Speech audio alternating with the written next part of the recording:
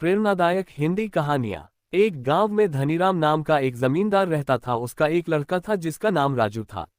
धनीराम के पास बहुत सारी जायदाद थी और बहुत सारा धन भी था। ये बात उसके लड़के राजू को पता थी, इसलिए वह पढ़ाई में मन नहीं लगाता था। एक दिन धनीराम अपने बेटे से कहता है, बेटा राजू, तुम अपना ध्यान पढ़ाई में क्यों नहीं लगाते? तो उस पर उसका बेटा कहता है कि पिताजी, हमारे पास कितनी दौलत है और पढ़ाई करके तो नौकरी हासिल की जाती है ना, मुझे नौकरी करने की क्या जरूरत, हमारे पास पहले से ही इतनी सारी जायदाद है।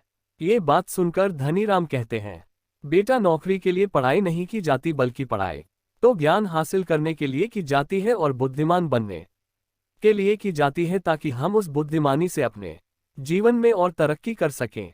लेकिन ये बात राजू को समझ में नहीं आती और वह अपने पिता के बात पर ध्यान नहीं देता, और इसीलिए उसके पिता उसका बहुत गुस्सा करते हैं और उसे मारते भी रहते हैं। ये सब होने के बाद राजू अपने पिता का बहुत गुस्सा करने लगा और अपने पिता से नफरत करने लगता है। एक दिन धनीराम अपनी बीवी से कहता है कि मुझे अपने बेटे के संबंधित बहुत फिक्र हो रही है, क्योंकि वह अपना मन पढ़ाई में नहीं लगाता और दिन भर घूमता रहता है और उसे लगता है कि उसके पिता के पास बहुत दौलत है और उस बदौलत की वजह से वह जिंदगी भर आराम से रहेगा। उसे नौकरी करने की और पढ़ाई करने की कोई जरूरत नहीं है। ये सुनकर धनीराम की पत्नी कहती है कि गलती हमारी है, हम नहीं इसमें बचपन से लड़पाए से पाला है और इसका बदला हमें अब भुगतना पड़ रहा है। धनीराम ये सुनकर बहुत निराश हो जाता है, लेकिन उसकी पत्नी कहती है कि मैंने सुना है हमारे पड़ोस में एक विद्वान लाए हैं जो बच्चों को उच्च शिक्षा देते हैं।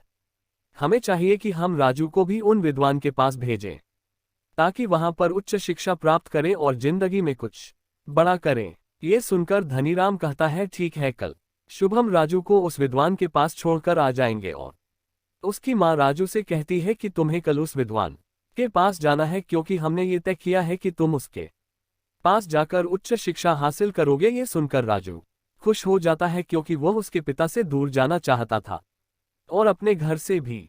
दूसरे दिन राजू के माता पिता उसे विद्वान के घर छोड़कर आते हैं। विद्वान की एक पत्नी और छोटा बेटा होता है।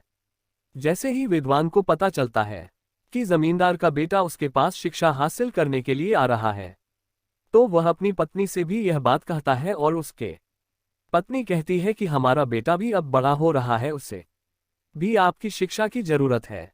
ये सुनकर विद्वान कहता है कि हाँ, कल से मैं राजू का और अपने बेटे की दोनों की शिक्षा शुरू कर दूंगा। दूसरे दिन जमींदार अपने बेटे राजू को विद्वान के यहाँ छोड़कर जाता है और विद्वान से कहता है कि मेरा बेटा जो है वह बहुत आलसी है, उस पर विशेष ध्यान देना ही है।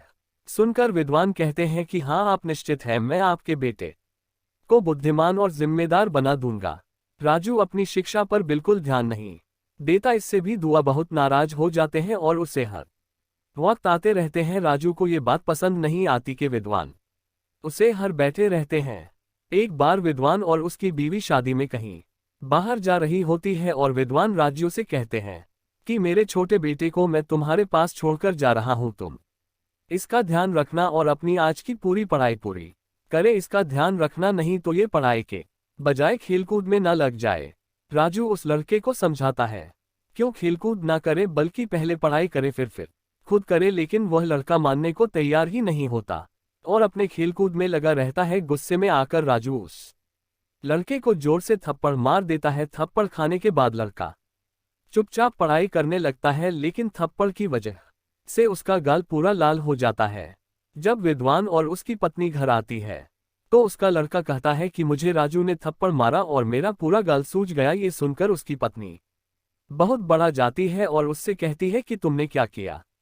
हमने तो मैसेज में जारी सौंपी थी, लेकिन तुम नहीं से थप्पड़ मार दिया। ये सुनकर राजू कहता है कि मैंने अपनी जिम्मेदारी निभाई है, ये पढ़ाई नहीं कर रहा था इसलिए मैंने उसे थप्पड़ मारा, अब वो पढ़ाई कर रहा है। विद्वान अपनी पत्नी से कहता है किसने सही किया है? एक समझदार व्यक्ति का और एक शिक्षक का काम ही होता है कि वह अपने शिष्य को समझाए, पढ़ाए, चाहे उसके लिए उसे डांटना पड़ेगा, मरना पड़े। ये सुनकर राजू को समझ आ जाता है उसके पिता उसे क्यों डांट रहे होते हैं और यह विद्वान उसे क्यों डांट रहे होते हैं। राजू विद्वान से कहते हैं, मुझे क्षमा कीजिए, मुझे पता ही नहीं था कि आप और मेरे पिता मेरे ही भले के लिए निवेदन रहे थे। आपसे मैं बहुत दिल लगाकर पढ़ाई करूंगा और अच्छी शिक्षा, उच्च शिक्षा हासिल करूंगा।